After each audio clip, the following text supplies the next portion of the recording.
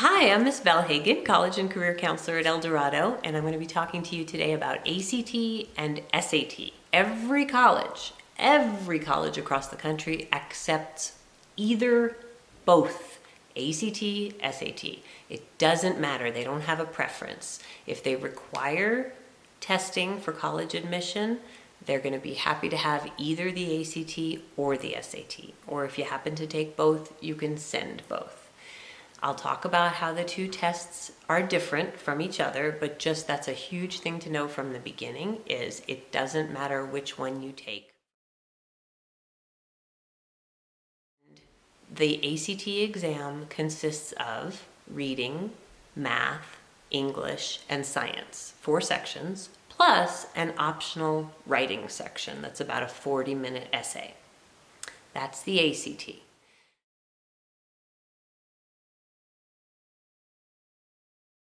The SAT is made by a company called College Board, and it has English, reading, and math, but no science section. SAT also has an optional writing section at the end. It's a brief essay, same as the ACT.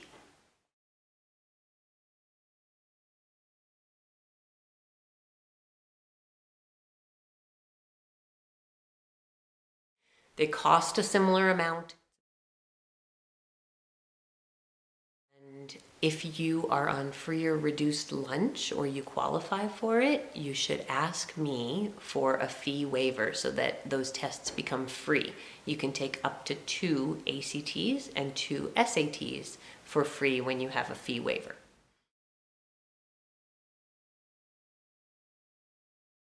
So, timing. When do you sign up to take these?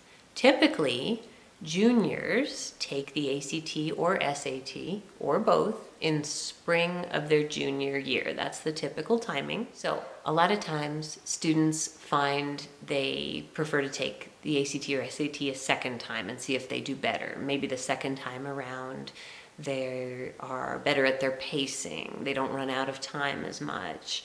They figure out their strategies better for doing well on the test taking. So consider taking it a second time, depending on how you do your first time.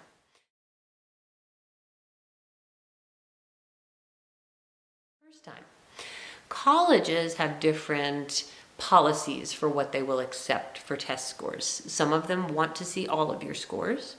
Some of them just want you to send your best, highest scores.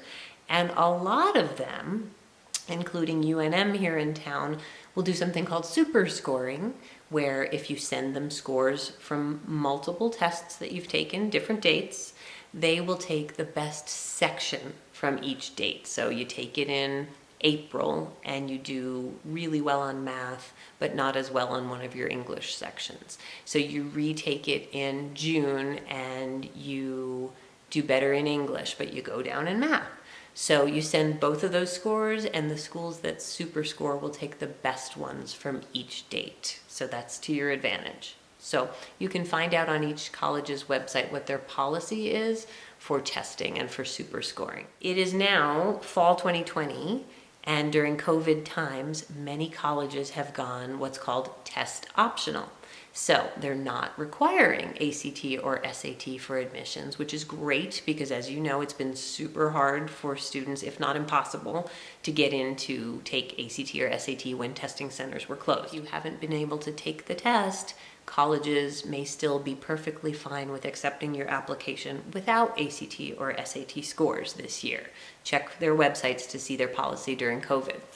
However, many colleges award scholarships to students based on some combination of test scores and grades and maybe other factors. College, you may be relying on scholarships, and you may really need to do everything you possibly can to take the ACT or SAT and get those scores into the colleges before their scholarship deadlines. Students who are applying to highly selective colleges, you know the schools, the Ivy Leagues and the super hard to get into schools, they will typically recommend, not necessarily require, but may recommend that you take something called SAT subject tests. And those are hour-long subject tests on a variety of topics that show that you've mastered them, everything from math topics to science to English to languages to histories.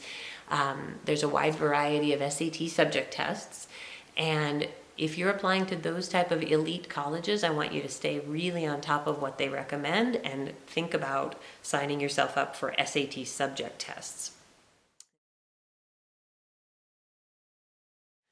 Other than that, really what you need to know about ACT and SAT are these basics, that they can be important for being admitted to college and for college scholarships, and that during COVID times, things are different. You may not need them for admissions, but if you can possibly take them so you can get scholarship money, that would be to your advantage.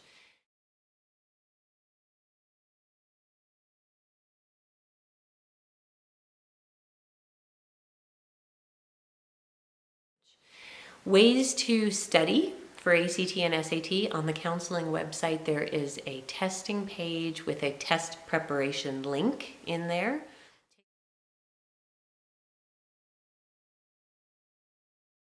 Take a look at that page for some ideas on how to study. Some people prefer studying online with Khan Academy or ACT's inexpensive ACT prep program, or you might like to go old school and get one of those giant paper books and just take lots and lots of tests over and over in a book. I highly recommend that you do prep for it, though. You'll get faster, you'll be less frustrated, you'll get better at educated guessing, and your pacing will be better. So good luck with your ACT or SAT, and contact me by email if you have questions.